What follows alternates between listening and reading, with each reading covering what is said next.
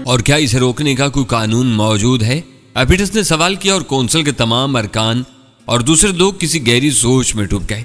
फिर उनमें से एक इंतहाई बूढ़े शख्स ने, जिसकी उम्र तकरीबन 7 सदियां थी, उठकर कहा, नहीं, परसिफोन के बेटे को यानी सल्तनत के वली अहद को हुकूमत करने से रोकने का कोई कानून मौजूद नहीं है। वो हुकूमत कर सकता है और इस कानून में कोई तब्दीली मुमकिन नहीं है। चुनांचे शाह एपिटस की बात पर सभी ने इत्तेफाक किया और मैंने अचानक ही महसूस किया कि जैसे कि मैं तन्हा रह गया हूं। तो बोल है कि तू क्या चाहता है?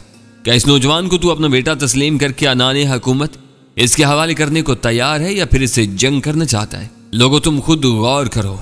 एक जानवर जो जंगल में रहता है और जिसे किसी साजिश के तहत हासिल करके ऐसी तरबियत दी गई है कोई इंसानों की मानिद चल सके और शायद जंग भी कर सके, लेकिन क्या वो तुम्हारी सरबराही के काबिल है? हाँ, इसलिए कि इस वक्त हमारे हवाले किया गया था जब ये बहुत छोटा था और उस वक्त जब हमने खुद अपने कानून से सुना था कि परसिफोन ने एक ऐसी मखलूक को जन्म दिया है जो इससे पहले किसी औरत ने नहीं जना, लेकिन जब इसे वली अहद के लिए तस्लीम कर लिया गया और इसके बाद कोई वली अहद मंजरियाम पर नहीं आया तो फिर सारे हकूक इसके नाम पर मुंतकिल हो जाते हैं। ये दूसरी बात है कि अगर वो हुकूमत ना संभाल सके तो फिर कोई दूसरी शख्सियत इसे कत्ल करके इसकी जगह हासिल कर ले। जवाब मिला और अब इसके सिवा कोई चारा नहीं था कि मैं इस जानवर, इस बन मानस को खुद अपने हाथों से कत्ल कर दूं।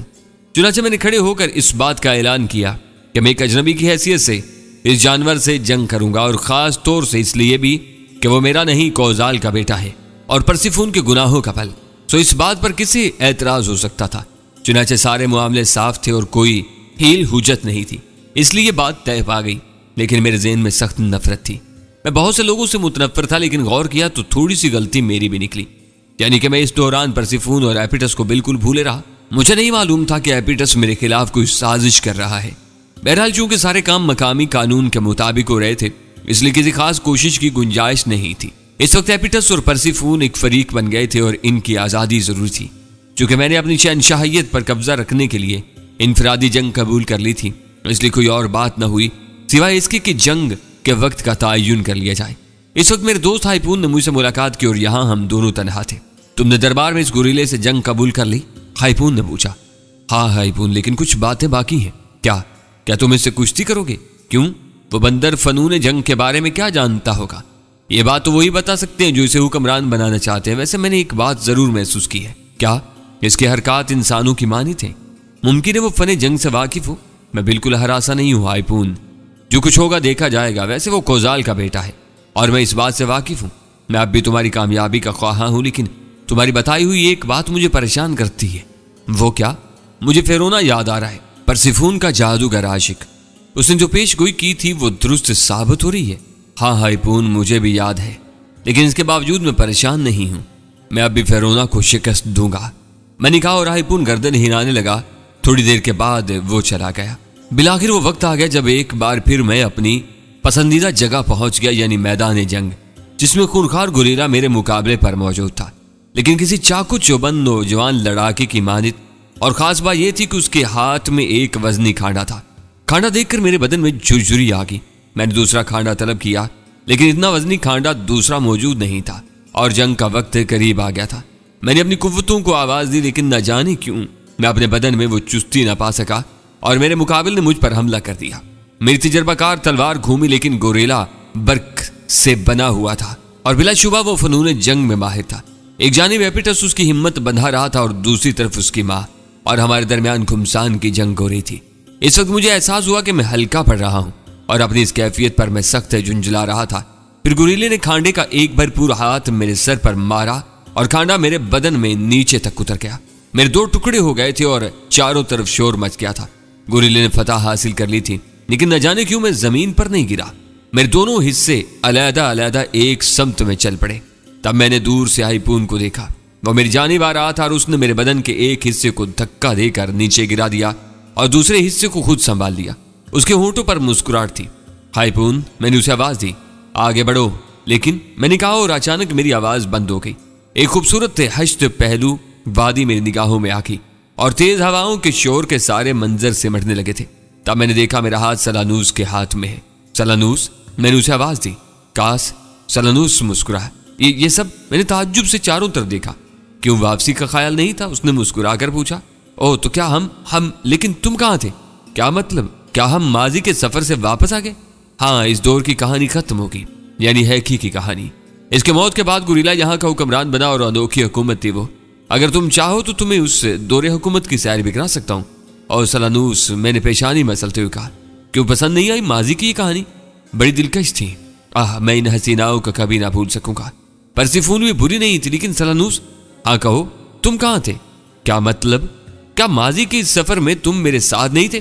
क्यों नहीं, कहाँ थे? तुम्हारे साथ? मेरे साथ कहाँ यार? मेरे दोस्त हाइपून तो शुरू से ही तुम्हारे साथ था। क्या वो पहला किरदार नहीं था जो तुम्हारे नजदीक था? तो तुम हाइपून, अरे हाँ, तुम ही तो मेरा हाथ पकड़कर मुझे लाए थे। कमाल है, मैंने एक बार भी इस बारे में गौर नहीं किया। वाकई तुम तो कदम कदम पर मेरे साथ थे और खूब था तहतुस तरह का ये माजी। बाकी दिलकश तरीन, लेकिन कुछ बातें मेरे ज़हन में अब भी उलझ रही हैं। मैंने मुतअज्जिबाना अंदाज में कहा, मसलन गुरिल्ले से जंग के दौरान मैं अपनी सही कुव्वतों को मैं इस्तेमाल नहीं कर सका था। हाँ, मुझे अंदाजा है। क्यों? इसलिए कि माजी कभी नहीं बदलता और कहानी यहीं खत्म होती थी, इसलिए कहानी में कोई इजाफा मुमकिन नहीं था। इसका मतलब है कि माजी मेरे ऊपर भारी है। हरगिज नहीं काश, तुम हाल में तब्दीली कर सकते हो। माजी चूंकि गुजरी हुई चीज है, इसलिए इसमें तहरीफ बेअसर होगी। ओह, मैंने गर्दन हिलाई, ये तो ठीक है, लेकिन हैकी की हैसियत से बाजुकात में खुद को बेबस पाता था। इसकी वजह भी माजी ही है। इसके अलावा अगर तुम्हारा ज़हन बाज चीजों को कबूल नहीं कर सका तो इसकी भी खास वजह है। क्या? मैंने दिलचस्पी से पूछा। मसलन तुम इस बात पर आखिर तक परेशान रहे कि परसिफून ने कोजाल से जिस्मानी ताल्लुकात क्यों कायम कर लिए? हाँ, पूरी कहानी की बुनियाद यही है। नहीं, इसे तुमने बुनियाद समझा, जबकि बुनियाद दूसरी थी। तहतुसरा के कानून में ये कोई अहम बात नहीं थी। अहम बात यह थी कि खुद है कि औलाद पैदा करने की सलाहियत नहीं रखता था और उसकी ये सलाहियत फेरोना ने छीन ली थी। ओह, ताज्जुब है। वैसे सलानूस, ये तजर्बात मेरे लिए बेहद दिलकश थे। बाकी मामलात में मैंने अपनी फितरत को बदस्तूर पाया।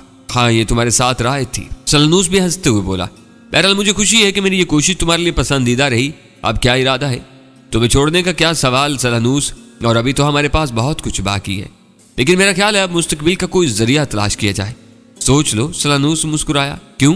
मुस्तकबिल तुम्हारे लिए अजनबी होगा, वो माहौल, वो वक्त जो अभी तक नहीं आया, और जवान, और जो इन सारी चीजों से मुख्तलिफ है।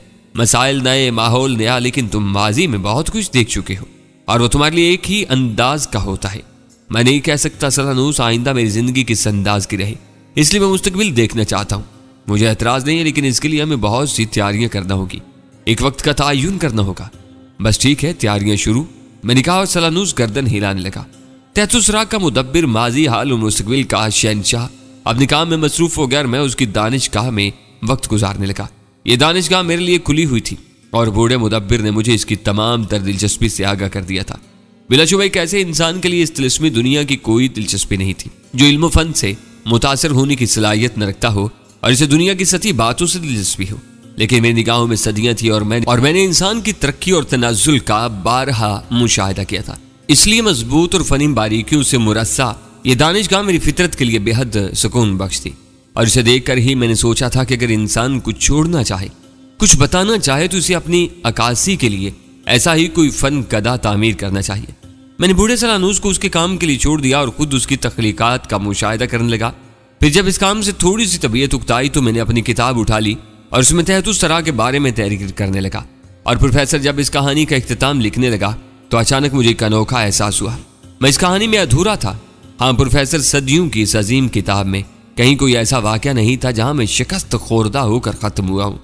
किताब का वो बाब मुझे बहुत बदनुमा मालूम हुआ कि इसमें मेरी ज़ात तिश्ना थी और इस तिश्नगी का मुझे शिद्दत से एहसास होने लगा।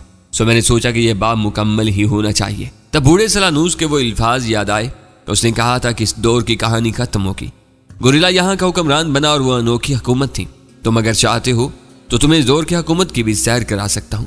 और मैंने इसकी बात पर तवज्जो नहीं दी थी, बल्कि मुस्तकबिल की सैर के लिए तैयार हो गया था। आखिर क्यों? मेरी सरिश्त में यह तब्दीली क्यों हुई थी? मैं तो सदियों का अमीन था और इस तवील तर जिंदगी में कोई वाक़या ऐसा नहीं था चाहे मुझे शिकस्त हुई हो।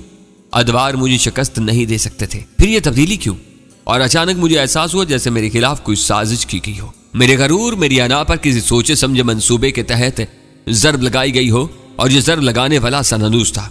आखिर वो मुझे इसी वक्त वापस क्यों ले आया जब हैकी की हैसियत से मेरी मौत वाक़ई हुई थी? यकीनन वो वक्त वापसी के लिए मुनासिब नहीं था। बूढ़े सलानूस के लिए मेरे दिल में एक दाग आ गया। हालांकि इसकी इल्मियत है, इसके फन और इसके खलूस की तरफ से मैं मुश्तबा नहीं था, लेकिन यह बात सोची जा सकती थी। खुद सलानूस इल्म व फन का शहंशाह था, लेकिन जो बात मेरी थी वो उसकी नहीं थी, और मुमकिन है यहां आकर उसकी किसी अदा को तस्कीन मिली हो। लेकिन फिर मेरे जहन ने पलटा खाया, इस शख्स को कसूरवार समझ लेना मुनासिब नहीं। मुमकिन है यह महज इत्तिफाक हो, बात उसकी नीयत की थी, और इस सिलसिला में मेरे दोस्त सितारे मेरी उलझन दूर कर सकते थे। चुनाचे मैंने उनसे मदद ली और सितारे मेरे इस ख्याल पर मुस्कुरा लगे। फिर उन्होंने मेरी रहनुमाई की और मुझे बताया कि सलानूस एक सीधा सच्चा मुखलिस इंसान है, लेकिन मेरी जात माजी की ठोस हकीकत। सितारों ने जवाब दिया, मेरी किताब का स्याह बाब हालात की तिश्नगी, गोया कहानी की तकमील की जाए। एक सच्चे तारीखदां को कहानी अधूरी नहीं छोड़ना चाहिए, क्योंकि यह किताब रहनुमा किताब है और तुम्हारी कहानी रोशनी का रास्ता होगी। सो गलत नहीं कहा था मेरे दोस्तों ने, और चूंकि मेरा दिल साफ हो चुका था अपने मुदब्बर रहनुमा सलानूस की जानिब से, सो मैंने उसे उलझाना मुनासिब नहीं समझा अपने मसला में, और पहुंच गया दानिशगाह में इन अलूम के लिए जो मेरे लिए ताज्जुब खेज थे और जो मेरे लिए बेपनाह मुतासिर कुन थे। और इन्हें देखकर मैंने सोचा था कि ना तो वक्त महदूद है और ना इंसान, और हर दौर में ऐसे लोग पैदा होते ही रहे हैं जिन्होंने इतना कुछ किया है जो इनसे पहले लोगों ने नहीं किया था। सलानूस शायद अभी अपने इस अमल में कामयाब नहीं हुआ था जिसमें वो कोशां था। सो उसने मुझे मुस्कुराते हुए देखा और खुश इखलाकी से मेरी जानिब देखकर बोला, आओ मेरे अजीम दोस्त आओ, गालिबन तुम दानिशगाह के माहौल से उकता कर किसी इंसान की तलाश में चले आए हो। नहीं सलानूस, जाहिर है तुम्हारे नजदीक आने पर कोई पाबंदी नहीं थी, अलबत्ता एक मसला मेरे नजदीक उलझ गया है। वो क्या? सलानूस ने पूछा, लेकिन मैंने अपनी बात जारी रखी थी। जहां तक बात रही तुम्हारी दानिशगाह की, तो मैं तुमसे बारहा कह चुका हूं कि यह उकताने वाली जगह नहीं है, जिसका एतराफ मैंने बारहा किया है, और यहां रहकर वो तमाम मालूम व फनून बासानी हासिल किए जा सकते थे। चुनाचे इस दानिशगाह से उकताट का तस्करा करके इसकी तौहीन न करो। हाँ, एक मसला मुझे तुम्हारे पास ले आया है। ओहो, कहो मेरे दोस्त, क्या मसला है? सलानूस ने मुस्कुराते हुए कहा, बाबा सलानूस, माजी की किताब मेरे इन कारनामों से भरी पड़ी है जो मैंने सदियों में अंजाम दिए। इस किताब में मेरी बर्तरी की तौसीफ है, गोया किताब मेरी तहरीर है, लेकिन यकीन करो मैंने एक सच्चे और मुसन्निफ तारीख दां की हैसियत से इसमें कोई तहरीर नहीं की है। मैंने वो सब कुछ इसमें लिखा है जो हकीकत था, और इस किताब में अदवार के इन बहुत सारे वाक़ियों को नजरअंदाज भी किया गया है जो मेरी निगाहों से पोशीदा तो न थे, लेकिन मैं खुद इनमें जम हुआ हूं, और मैंने सती तौर पर इनको देखा और इनसे मस करता हुआ गुजर गया। लेकिन बाबा सलानूस, इन सारे वाकयात में कहीं कोई ऐसा वाकया नहीं है जहां कहीं भी मेरी शिकस्त का तज़किरा हुआ हो। तो फिर ये क्यों हुआ कि इस अनोखे जानवर ने मेरे बदन के 2 टुकड़े किए और तुम इन टुकड़ों को समेट कर वापस हाल में ले आए? बूढ़ा गौर से मेरी शक्ल देख रहा था, गालिबन अंदाजा लगाना चाहता होगा कि मैं क्या कहना चाहता हूं, तो शायद इसकी समझ में कुछ ना आया, और वो कोई ऐसा मुंतखब लफ्ज तलाश करने लगा जिससे अपनी कैफियत की वजाहत करे। लेकिन मैंने उसकी ये उलझन दूर करना मुनासिब समझा और उसे ज्यादा तशवीश में मुब्तला न किया। सो मैंने कहा, मेरी मुराद है कि इसके बाद की कहानी हम तिश्ना ही छोड़ा है। क्या हम माजी में कुछ और आगे नहीं बढ़ सकते थे? मैंने सवाल किया, मसलन कहां तक? वहां जहां इस गुरीले हुक्मरान की कहानी खत्म होती हो। शायद मैंने तुमसे पहले कभी कहा था मेरे दोस्त कि अगर तुम चाहो तो मैं तुम्हें इस दौर की सैर भी करा सकता हूं। हाँ, तुमने कहा था, लेकिन मैंने इस नुक्ते पर गौर नहीं किया था, और जब मैं अपनी किताब लिखने बैठा तो मैंने महसूस किया कि मेरी किताब में कोई ऐसा सुकम रह गया है जो अगर मैंने मुकम्मल ना किया तो किताब का ये बाब हमेशा तिश्ना रहेगा। चुनाचा मैं इस तिश्नगी को मिटाने का ख्वाहिशमंद हूं, और इस सिलसिले में तुमसे यही कहना चाहता हूं कि क्यों ना हम इस दौर में चलें जहां मेरे 2 टुकड़े करने के बाद उस गुरीले ने अपनी हुक्मरानी कायम की थी। ओ, गोया तुम मुस्तकबिल की सैर का इरादा तर कर चुके हो। बाबा सलानूस ने सवाल किया। नहीं, ये इरादा तर करने की कोई वजह नहीं हो सकती।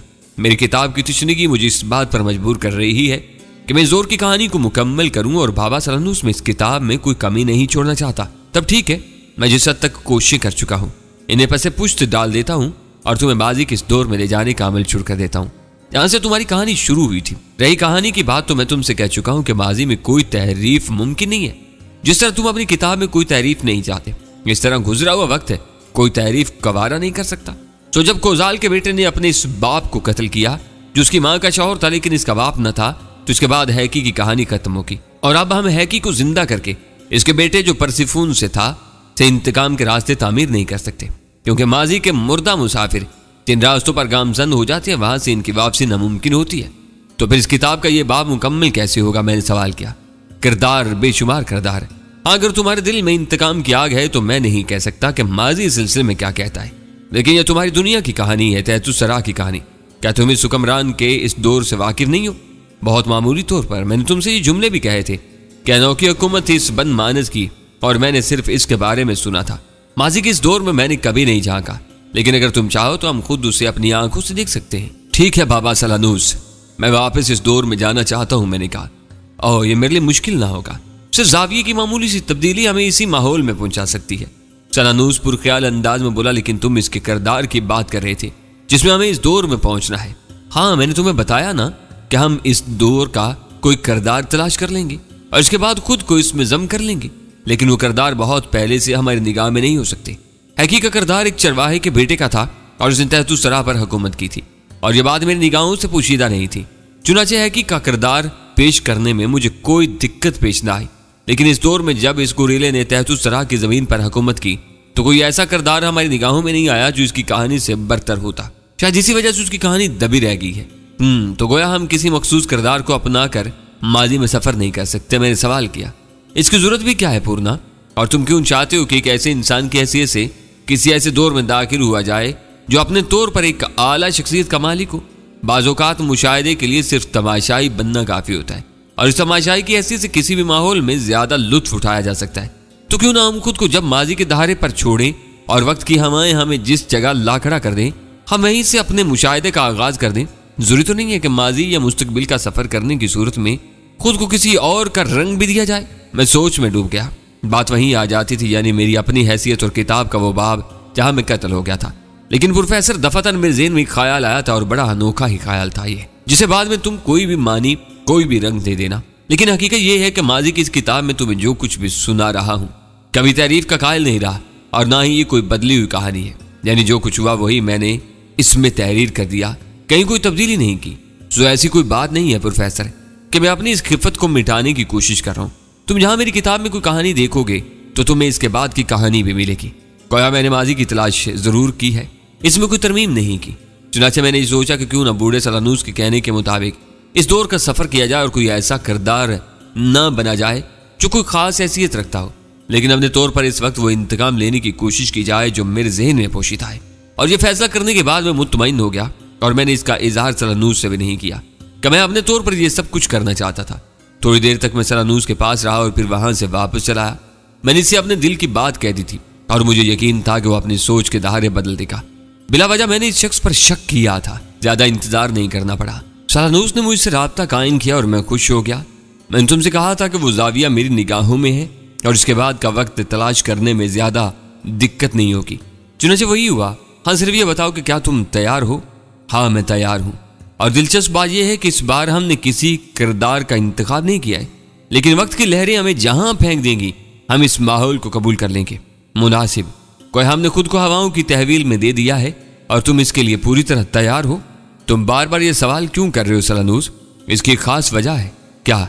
इन हालात में हमें अपने जहन से हर तहफ़्फ़ुज़ का ख्याल निकाल देना चाहिए। गोया हमें इस बार ऐसे हालात भी पेश आ सकते हैं जो नाखुशगवार होंगे। इससे क्या फ़र्क पड़ता है? बस ठीक है, यही मकसद था, सलानूस ने कहा, और हम अपनी सफ़र गाह में आ गए।